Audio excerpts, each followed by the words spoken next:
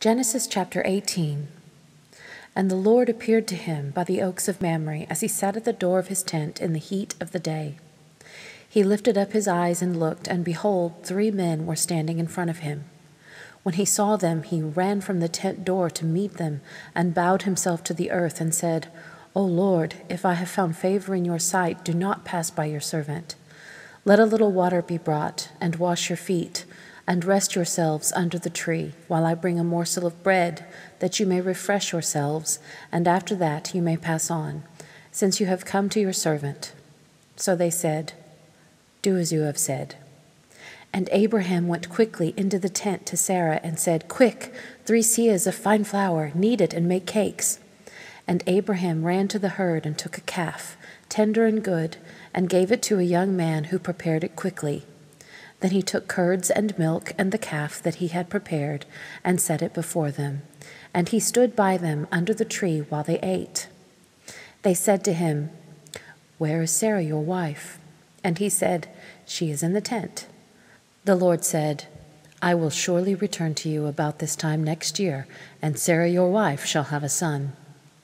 And Sarah was listening at the tent door behind him. Now Abraham and Sarah were old, advanced in years. The way of women had ceased to be with Sarah. So Sarah laughed to herself, saying, After I am worn out, and my Lord is old, shall I have pleasure?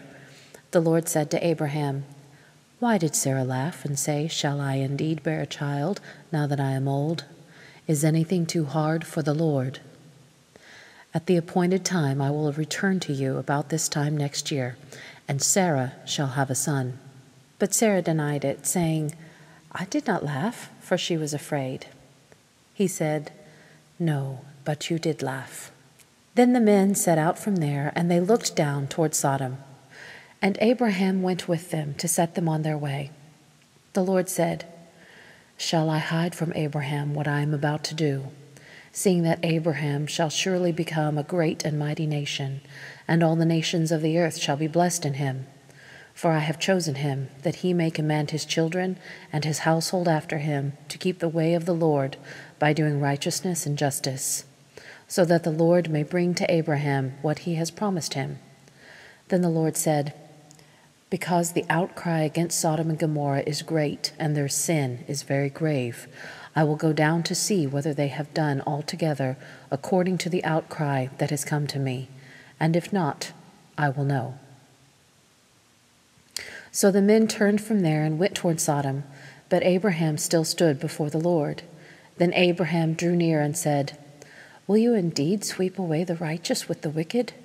Suppose there are 50 righteous within the city. Will you then sweep away the place and not spare it for the 50 righteous who are in it?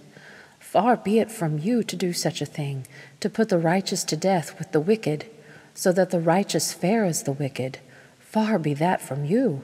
Shall not the judge of all the earth do what is just? And the Lord said, If I find at Sodom 50 righteous in the city, I will spare the whole place for their sake. Abraham answered and said, Behold, I have undertaken to speak to the Lord, I who am but dust and ashes. Suppose 5 of the 50 righteous are lacking. Will you destroy the whole city for lack of 5? And he said, I will not destroy it if I find 45 there. Again he spoke to him and said, Suppose 40 are found there. He answered, For the sake of 40, I will not do it.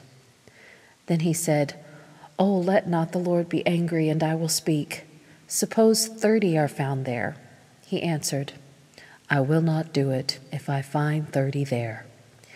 He said, Behold, I have undertaken to speak to the Lord. Suppose 20 are found there.